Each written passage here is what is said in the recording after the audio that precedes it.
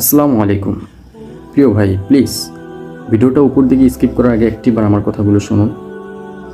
আমার ভিডিওতে লাইক করতে হবে না, ভিডিওতে শেয়ার করতে হবে না, কমেন্ট করতে হবে না, আমাকে ফলো করতে হবে না।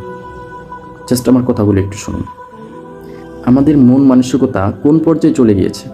আমরা আমাদের সামনে হাজারো অসংখ্য অশ্লীল ভিডিও আসছে, সেগুলোতে আমরা লাইক কমেন্ট করতেছি, শেয়ার করতেছি, হ্যাঁ, ফলো করতেছি সে সকল আইডিতে অশ্লীল ভিডিও, নাচা গানার ভিডিও।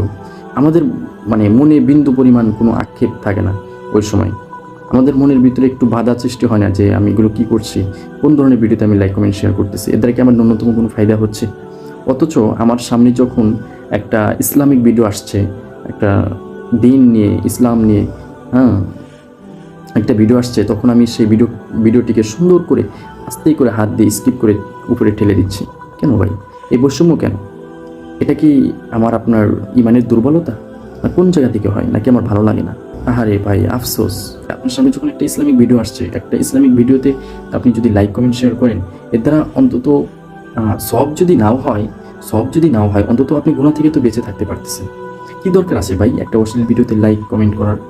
আপনি এটা তো মার্ক করে রাখছেন, আপনি একটা ভিডিওতে একটা লাইক দিয়ে রাখছেন। আহা, কাল কিয়ামতের ময়দানে যদি আপনাকে ডাকা হয়, এই যে তুমি এই সমস্ত অশ্লীল ভিডিওতে তুমি সাপোর্ট করেছো, তুমি লাইক কমেন্ট করেছো, সেদিন আপনি কি জবাব দেবেন?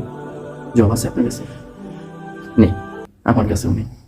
আল্লাহ তাআলা আমাদেরকে বোঝার তৌফিক দান করুক, বিশেষ করে আমাকে।